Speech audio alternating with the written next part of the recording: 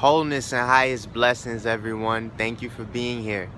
This is Mark Roman with Muscle Mentality, and this is how to deal with everything.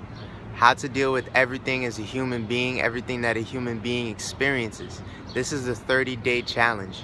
And what this how to deal with everything challenge is all about is how to approach everything, how to have the mindset of how to approach everything in life. And so far we've covered topics such as forgiveness, how to clear yourself of anything that might hold you back from experiencing more love, more joy, more peace, more wholeness. We've talked about detachment, detaching yourself from any feelings of you need to get something from the outside when you could serve it from within. We talked about deprogramming. So deprogramming mental constructs so that you know what you really want and what has been programmed from the outside in. Last video, we talked about breathing and how the breath is your intimate source to life, how breath is your intimate source of energy, infinite and intimate source of energy. So you can see how all of these are tying into a very spiritual nature. When you approach life from the core of existence, from the source of everything, then we are going to be able to approach it for the positive means, a positive benefit. So when you go to the source, you reap those benefits. You go to the source and you reap those benefits. So today is day 7. Thank you for all of those who've been following me since day 1. We're 1 week in. This week is all about words and vibrations. Words and vibrations. We use words every single day. We use vibrations every single moment. Every time you speak, a vibration emanates from your being and carries within the word a meaning, an essential meaning, an essence of the core vibration of which you were trying to get across and communicate to another. Now, because we use words so much and because we are powerful creators, we need to be aware and conscious of what we are speaking and what we are putting into our reality. Because these words are powerful. These words are spelling. These words are spells that you cast upon the world, upon yourself, upon others. You know how you can say something and it makes them feel a certain way. And like they say, they won't remember what you said or what you did, but they will remember how you made them feel. And how you make them feel is a direct result of the energy that your words carried upon. So, words of vibration, sounds vibrating, emanating a certain frequency. Now, when you understand this, you'll understand that ever since the dawn of language, these words have carried meaning, very deep meaning. And so I've always been into etymology because I want to know what's the origin of a word. Where did this word come from? So that when I use it now, I know exactly what I really mean when I say it. And some people might say, well, the old meaning doesn't matter. It's all about what you meant in this moment. And I could see, yes, we can change the way a word affects us and a word, we utilize it, we can change the usage. But you need to understand, in my perspective, you need to understand how to utilize a word that already carries an inherent vibration for thousands of years, hundreds of years to thousands of years, either or. It's embedded in our DNA. It's embedded in your DNA. So when it comes out, it resonates a frequency within your being, and then it's going to make you feel a certain way. So I need to know, how deep does this word go back? And am I really saying what I meant? Am I really saying what I feel? Is that feeling inside of me that registered as a thought that's emanating from my being, that I'm communicating to another being, is that accurate? Is that what I meant? So just as an example, I remember I was writing in my journal one day and I was thinking about how I want to amplify the feeling of being happy in my life, like more excited, more happy. And for some reason, the word happy wasn't resonating with me. So I thought happy. And I looked at the root of the word and it's like happening. It's like something happened to you. Happy happens to you. It's an outside in kind of idea. When we are the supreme beings, we create our own happiness. So I looked it up on Edym Online, an online etymology site. And sure enough, I believe the word was from the 16th or 18th century, and it was originally the term meant a sense of luckiness. So when you think of luck, people say, oh, have a good luck. They mean, I hope something good happens to you. I hope you stumble into some money. I hope you stumble into a relationship. I hope you stumble upon something. That's what the feeling of luck is about, is that you're just walking into situations and things happen to you from the outside in. And it's a good thing, but that's not what I meant. That's not what and I felt it when I first wrote it. Like when I kept writing happy, it didn't resonate. It didn't register deep within me. The further I've gone along this path, the more sensitive I've become. So my sensors, my receptors is telling me, my inner intuition is telling me that that's not about right. That's really not what you meant. So I thought, what's an older word than happy? And an older word than happy, I would say, would have to be short and sweet and to the point, because all old words are pretty much short words. They just meant something. Like there was no fluff. So I thought of joy. That felt right. It felt like emanating from my being, joy. And so I looked it up, and sure enough, it's a 12th century word that has an essence, a meaning of pure well-being. Well-being. You see that? You see the difference there? Of well-being. It's emanating from your being. It's joy. It doesn't require something to happen to you. You can just choose joy, and you feel that emanation coming from your being, and it matters. It matters because it's so deeply within you. It's so deeply within the reality. This is a vibrational reality. The universe is vibration. Our physical, our spiritual, our mental, our emotional realities are all vibrational in nature, just different frequencies resonating at various harmonics. So what we end up with is, how do we register which frequency that we want to utilize for the most gain, our own gain, our own preferences. So I didn't want to resonate with the reality, the vibration that things happen to me only. Like, yes, sure, I'm all about luck, like let luck happen to me. But even more so, I want that unconditional joy, that joy for no reason, that joy emanating from my being that creates luck, that creates good things to happen. And it's not a coincidence and synchronicity, it's things happening for you. It's the world's aligning for you because you are emanating this pure joy all the time. So the words carry so much meaning. It's deeply embedded in our DNA. It's the sound emanates from light. Light is the shortest vibration that we have, the highest vibration that we have, like the strongest energy, but the least dense. So we know about light, but to interact with it, you got to move very, very fast. You got to become more light, meaning dropping the weight, meaning less dense. You need to become more open-minded.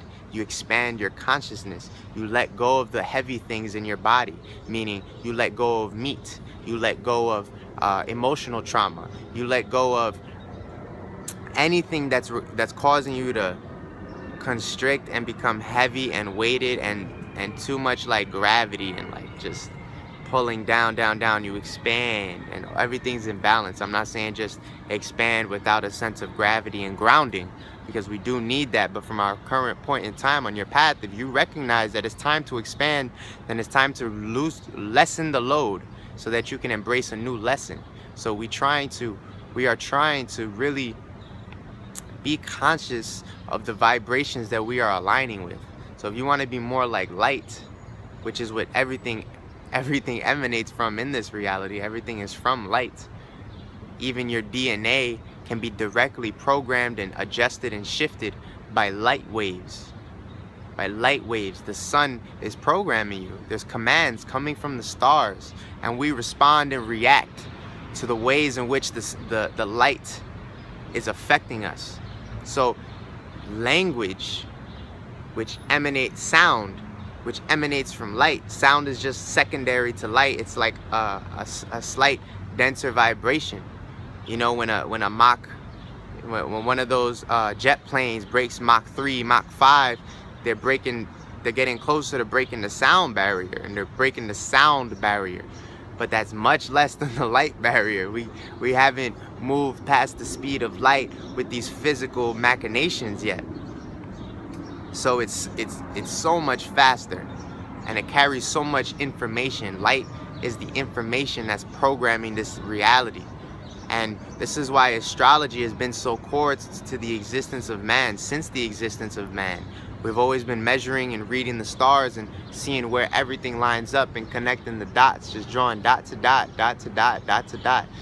And from these information about our whole existence is created, or not even created, but interpreted, because it already existed. And then we come in and make choices based on that awareness, because as above, so below. As above in the higher planes, in the celestial bodies, in the spirit realms, so below. It corresponds across planes of existence. So the words that we use are emanated and derived from the stars.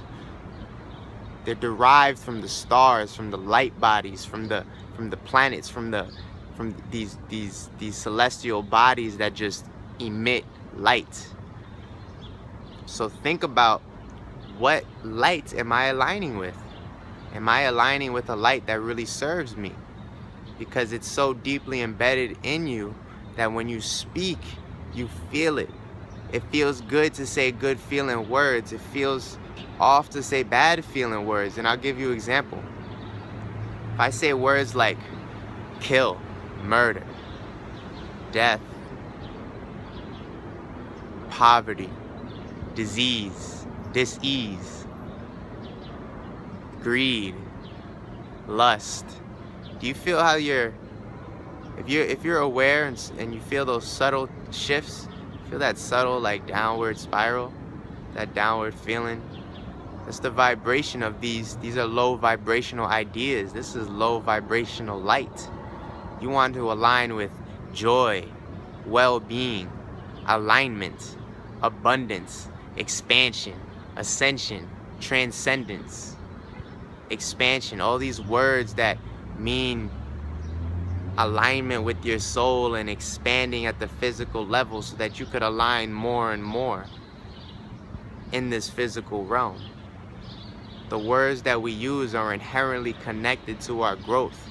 So when we talk about meditation and how to deal with everything, many times it means coming out of language and coming into direct experience, because language is a learned thing.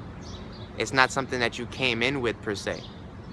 It's not something that you just birthed with. You came in with the senses of how to interact with the reality, but the language is a learned thing. It's constructed by man. It's constructed. It's a created by man. It's a man-made thing, a man-made construct. And honestly, we've just been experimenting with it. Right now we're using English. English is a field of consciousness that we're all tuning into. But what if we use the word, a language that gave us an expanded feeling of thoughts, expanded ways to view and utilize all the vibrations available to us in this existence? It works. The language works. Do not get me wrong. And I love the language English. I write all the time, and I love to play with the language and bend it and extend it and see how I can use it to get across ideas that you don't really utilize in everyday speech. I really like to bend the language and try to get as far with it as I can. But I also recognize its limits. As soon as we get into ideas of consciousness and this idea of all is self, it becomes very difficult to explain things. So when we always talking about all is self and the universe within, how many words do we really have to tell us about within? What is it? Within, inner, internal, inside, core. That's the only one that doesn't have an in. I mean, that's what, 5, 6 words? That's really all I can think of right now. And when you think about Sanskrit and how many words they have to describe consciousness, and not even just describe consciousness, but the different aspects of consciousness, so that you know what you'll feel when you're in a certain aspect of consciousness. Chitta, chitta, just this pure feeling of consciousness, becoming aware of consciousness, becoming aware of itself. Like, that's a certain phase, a certain level of meditation where you just consciousness becoming aware of itself. But there is a consciousness where consciousness becomes aware of thought. Consciousness becomes aware of feeling. Consciousness becomes aware of physical body. Consciousness becomes aware of interconnectedness with the universe. Consciousness in pure bliss. You see, that's Ananda. I believe in Sanskrit, Ananda, and you have all these gurus and swamis, Satchitananda. So I find myself, the deeper I go on this path, when I try to communicate it to people with English, I fall short. And it's, as a, aspiring spiritual teacher, and as a writer, and as a musician, as an artist, I want to feel like I can communicate ideas accurately, concisely, and clearly, so that you get the message. So that what I experienced that was so deep to me and that I find so much value to me, that I must communicate it to you, because I know you'll take value out of this. If it falls short, it's like, man, it's like I got to do my due diligence and really make it work. But sometimes the language falls short. And so how to get around this, I think, is one, coming to a place where language doesn't exist. When you are in meditation and you are just experiencing spaciousness, this is how to deal with everything. When you have your thoughts on overload and the words just keep coming and keep coming, but when you say a word too many times, it loses its meaning, because the word didn't have that much meaning to begin with. It was just a carrier for the meaning. But when the message was delivered, the word itself is just a symbol, and it lost the meaning. So when we're in this space of meditation, we're just experiencing, and you feel spaciousness, and you just feel your body, you feel your mind, you feel your breath, and you're aware of it all. You feel your environment, you hear the birds chirping, you hear the car driving down the street, you feel the sun on your face. You come into a place of awareness and embracing and just peace and equanimity, and there's not really language there. I'm not telling you that if you use words in your meditation, you're doing it wrong. What I'm saying is that when you're using your right brain experiencer, just the pure experience with no need to define and extract, because every time you say, okay, that's a bench, you just extract it, you defined it, it had a finer essence. It's more than a bench. It is a bench, but it's more than a bench, because we said it's a bench, we gave it a name and defined it. Name, like even my name, Mark, I am so much more than the name Mark, and there's been many Marks before me. But my being, your being, is so much more than a name. We confine people, we confine whole beings into these names and ideas that may not serve them all the time. You just need to be aware of it. I'm not saying drop your name, but what I am saying is that you didn't choose your name for the most part, and it didn't, and now you need to fit and adjust into the name that was given to you. Even if you love your name, I do love my name. I love my name, Mark Anthony Roman. But it does lend to a certain type of consciousness. It's this feeling of direct and disciplined and action. Even the word Mark, Martian, Mars, Mar. It's all these feelings of discipline, direct action, and that's the kind of person I've come to be. If you're interested in name origins, I would really look up the Caballarians and how your name has so much to do with your personality. What you're called and what you respond to deeply affects your consciousness. But when you recognize that you all is self, and you expand more than the container that you're in within the physical body, then you identify with all that is, and then a name becomes a role that you're playing in life. And I love this role as Mark Roman. I love this role. I want to see what other roles there's out there to play. I want to take care of this role, but expand and see what up. Like maybe I could take a tree for a joyride and feel what a tree feels like. And that's why the words come into such, when you only have one word to define an experience, then that's the word that you're always going to use. That's the word that you're going to use with other people, and that's the idea that's going to keep getting momentum. It's the idea that's going to keep being generated. When it's so much more than the word, it's so much more. That's why if you can paint, if you can draw, if you can 3D sketch, if you can visualize and just put it on something, sometimes it's so much more potent. When they say a picture is worth 1,000 words, it's worth the words that don't exist.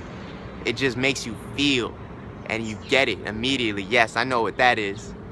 You feel it immediately. Got into it today. You know, the paradox is that we're using words to communicate these ideas and these messages.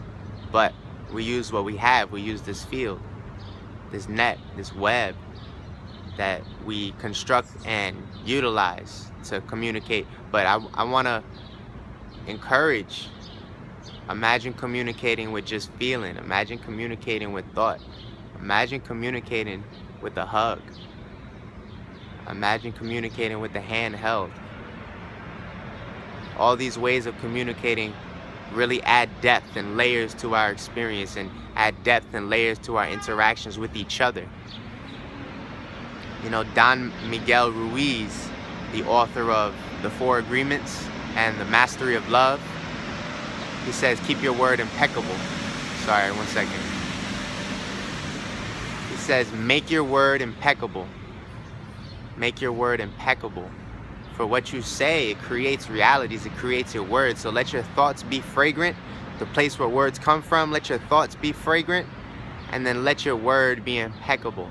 Because when you are birthing an idea came from here or from here, but it birthed through your mouth. Your mouth is a womb and your tongue is the phallus. And you gave birth this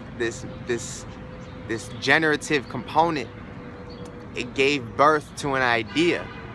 But if you're over here just giving birth all day to ideas that you never really felt, none of these ideas are taken care of, but yet you still gave birth to them. So your energy is being squandered. So what we're talking about is that when you give an energy to an idea with your word, you are spreading yourself thin if you don't intend on following up on that word. Because you are still connected to it. You are still, keep your word impeccable. Make your word impeccable. And on top of that, your words affect others. Your words affect others. So make this world as compassionate as possible. Choose love every time. And recognize that sometimes, a lot of times in English, the language is externalized. Really all about going outside of you. And a lot of words are fear-based. But when you are aware, you don't let the fear in. You are just aware. And now you can use the same words, but you recognize the vibration and you transmute it. You are the master. And you make that energy yours. And you give it back out and give it a positive outlook, a positive perspective, so that when you speak to everyone, regardless of the words that you use, you make everyone feel good. You emanate from your being. Your mouth is closed and you're still communicating. Emanating from your being, pure wholeness, pure wellness, pure well-being. I hope this helped. Hope this provided some interesting meditative perspective for you. I want it to be a way for you to really evaluate the ways in which you're using words in your life, the ways in which you communicate with people in your life, the ways in which language is a part of your life. And if you're somebody who knows 3 or 4 languages, congrats to you, blessings to you, because you have so many fields of consciousness that you are interacting in and in tune with, and you are an expanded individual. And I still want you to expand yourself more by recognizing the deep level, the layers within, the vibrations within, the essential essence within the words, the meaning that the words carry, the meaning that the words contain.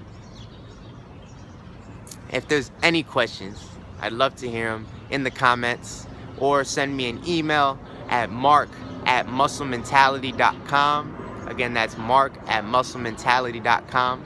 This was day 7, Words and Vibrations. I really had fun here. I really enjoyed it. We're getting deeper and deeper, guys. This is how to deal with everything. And when you have the right knowledge to deal with everything and approach everything in life, you are the supreme being. You are capable in every moment. You are capable of creating your dreams, creating your reality, of ascending, of transcending, of breaking limits, breaking free, and creating as you choose, as you please, really making real decisions. Wholeness and balanced vibrations. Thank you for being here. I'm Mark Roman.